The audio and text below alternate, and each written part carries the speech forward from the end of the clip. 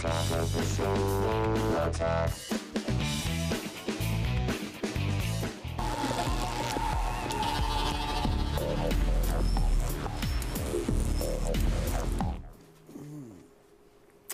mind's not blown. That's just 3D TV right there. What? Look at all that coming out at you. Careful. Whoa, Fish swimming into your eyeballs and whatnot. It doesn't work that way. What's happening. So the first batch of 3D TVs are hitting the market, but we want to know if it's worth the price bump. Oh, maybe?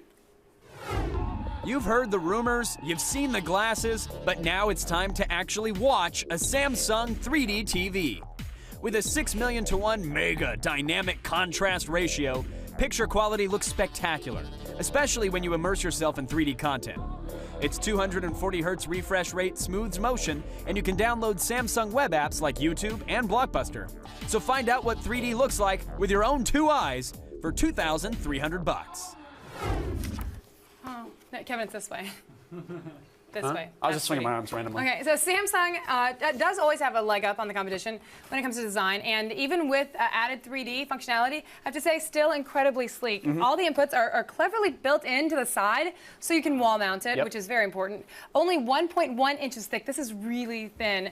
But what do you think about the black and chrome finish? It's very chromy. Yeah, I always feel like, look, when you're making a TV, something people are supposed to look at, you want to make everything around it as understated and simple as possible. And this looks like legs that belongs on a set of a 70s sci-fi space adventure. Yes. Like an egg-shaped chair should be connected to these. It's like, I see this, it's just too shiny. Yeah, but look, can you replace them? I don't know. Look, if you wall mount it, yes, you could pop them off, so there you go. Unless you want a pair of legs dangling from the TV from your wall, which would be awesome.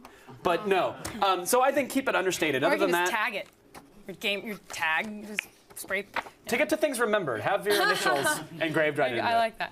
Okay, so this is the one of the first 3D TVs available for purchase. Yes. Question on everyone's mind is, does content actually look good in 3D? And is there enough content to warrant getting a 3D TV? Yeah, two different questions.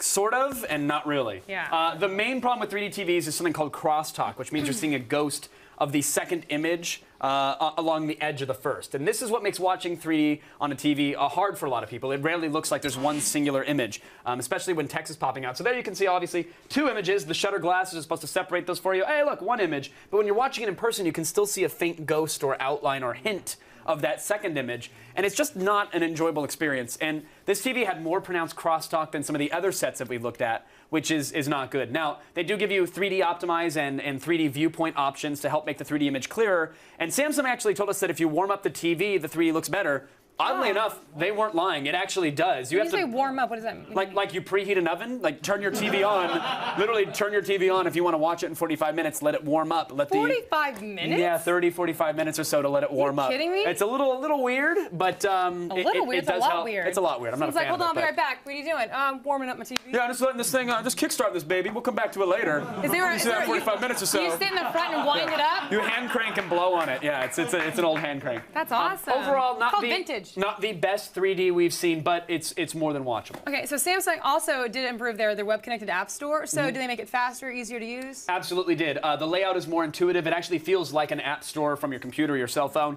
And as of everything now, like right now, everything's free, and there are tons of apps. You have Netflix, Blockbuster, Pandora, Vudu, Yahoo widgets, etc. They absolutely nailed this experience. This is really joy. So here's the thing: is it's 3D, and there's not that much 3D content. There's not a lot at all. So when you're not watching 3D stuff, is the picture quality good, or is this just for No, actually, when 3D is off, let's say you're buying this as a 2D, 3D set, because you kind of have to now, because there's really not enough 3D to watch at all. That would be the only way to buy it. But the time your TV's done warming up, you're out of 3D content.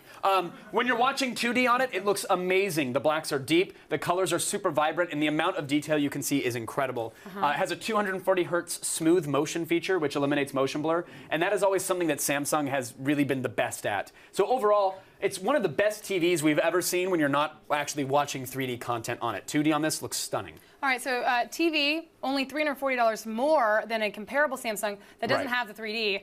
So it's $2,300. What are we rating it? There's some extra costs there, which we'll get to. Basically, we're giving it a 3 out of 5. The 3D experience is not quite perfect on this TV, and we don't know if it's worth it right now to upgrade. Because, again, you have to buy a 3D Blu-ray player, potentially, for $400. 3D glasses, about $150 a pair right there. The total price, you're talking about $2,900 to get the full 3D experience. And, again, there's really only one true 3D Blu-ray that you can buy right now, and that's Monsters vs. Aliens. So I know, huge fans here, but I say just wait a little while. There are better 3D sets out there. But Kevin, when will the 3D allow us to reach in and grab French fries or a burger when I see it? When will that happen? That's it for today's Gadget Prod, everybody. But tomorrow we'll be reviewing another 3D TV, and this time it's actually a plasma from Panasonic, and I hear good things. It's big, it's beautiful, and you're gonna love it. Attack of the Show's Epic April, weeknights at 7, only on G4.